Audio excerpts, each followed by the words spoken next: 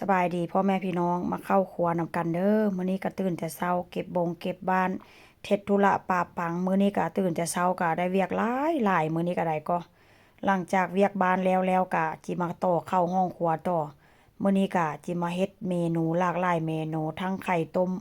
ทั้งทอดเนื้อหมูแล้วก็จะเฮ็ดสลัดเพราะว่ามื้อนี้หลังจากที่ผัวเลิกงานเลิกการแล้วก็จิพากันเข้าไปในเมือง เข้าไปเฮ็ดธุระว่าซั่นซะเนาะมื้อนี้ข้อยก็แบบว่ามาเตรียมเฮ็ดอาหารกับข้าวกับน้ำไว้หลังจากที่แบบว่าเฮ็ดธุระกลับมาแล้วมันก็จะได้มีกับข้าวกับน้ำกินมันสิแบบว่าบ่ต้องได้มางมเฮ็ดเพราะว่ากลับมาจากในเมืองมันก็ค่อนข้างจะเมื่อยแล้วว่าซั่นซะเนาะมื้อนี้ข้อยก็เลยที่แบบว่ามาทอดเนื้อหมูเด้อเนื้อหมูนี่ก็เป็นเนื้อหมูที่แบบว่าเขาเจ้าหมักมาแล้วพี่น้อง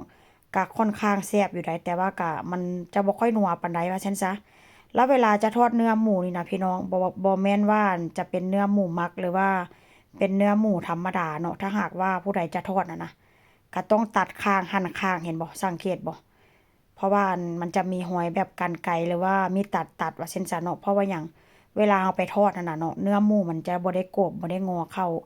แล้วอีกอย่างความสุกของมันก็จะค่อนข้างแบบว่าจะทั่วถึงว่าเส้นซะเนาะแล้วมันจะอีกอย่างมันก็จะได้งามพี่น้องเวลาเราทอดเนื้อหมูนะ ถ้าหากว่าผู้ใดบ่มีกรรไกรบ่มีมีดตัดก็หั่นใส่เขียงก็ได้เด้ออันนี้ก็เป็นสูตรข้อยเด้อพี่น้องสูตรไผสูตรมันแล้วก็เวลาเขาเจ้าทอดเขาเจ้าทอดอยู่ทางนั้นพี่น้องเขาเจ้าก็จะประมาณว่าบ่ทอดแบบแห้งแล้วก็บ่กรอบหลายเด้เพราะว่ามันค่อนข้างจะแข็งเขาเจ้าบ่ค่อยมักว่าซั่นซะเนาะโดยเฉพาะอยู่เรือนข้อยแต่ว่ากับคนทางนี้ก็อาจจะเป็นเกือบทุกคนว่าซั่นซะถ้าเป็นทอดเนื้อหมูทอดกรอบๆหรือว่าแข็งๆนี่เขาเจ้าก็จะบ่ค่อยกิน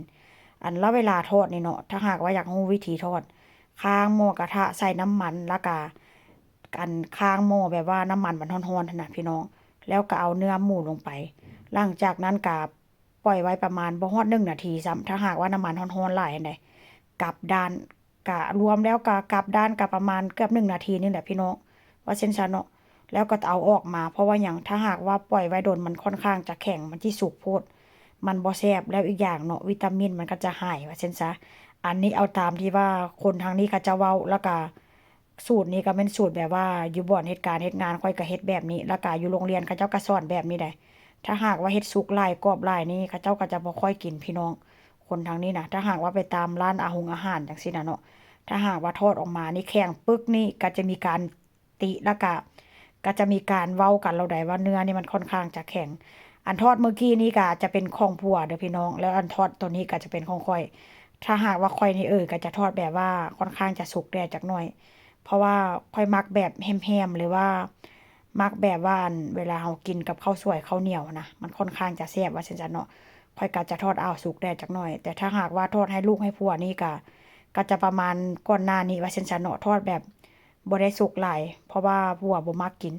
แต่ว่าของข้อยนี่ก็จะเป็นประมาณนี้ว่าซั่นจ้ะเนาะ แล้วมื้อนี้ก็จะมีแบบว่ามีไข่ต้มแล้วก็จะเฮ็ดสลัดนำเด้แล้วก็จะกินต้มไก่ว่าจั่งซั้นพี่น้องต้มไก่ที่ต้มไว้เมื่อวานนี้ต้มแบบว่าเป็นแพ็กหนึ่งเลยแล้วก็ถ้าหากว่ากินบ่หมดก็จะแบ่งเฮ็ดเป็น2อันจะใส่อันนั้นไว้เนาะใส่กระปุกไว้แบ่งเป็น2กระปุกแล้วก็จะเอาใส่แบบว่าอันใส่ช่องแข็งไว้เอาไว้กินมื้อหน้าเพราะว่าก็ต้มหลายว่าซั่นซะ เห็นบ่แล้วล่ะเด้อพี่น้องหน้าตาอาหารสวยกินตอนบ่าย4 โมงพู้นล่ะเนาะเพราะว่าเลิกงานเลิกการมาแล้วก็สิไปเฮ็ดธุระกลับมาจึงสิกินทีหลัง